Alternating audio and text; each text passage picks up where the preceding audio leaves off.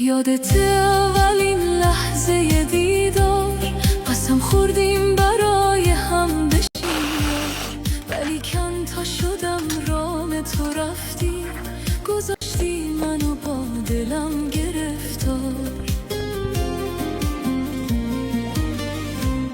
راضی شدی به مردن غرورم، به یادتم اگرچه از تو دورم.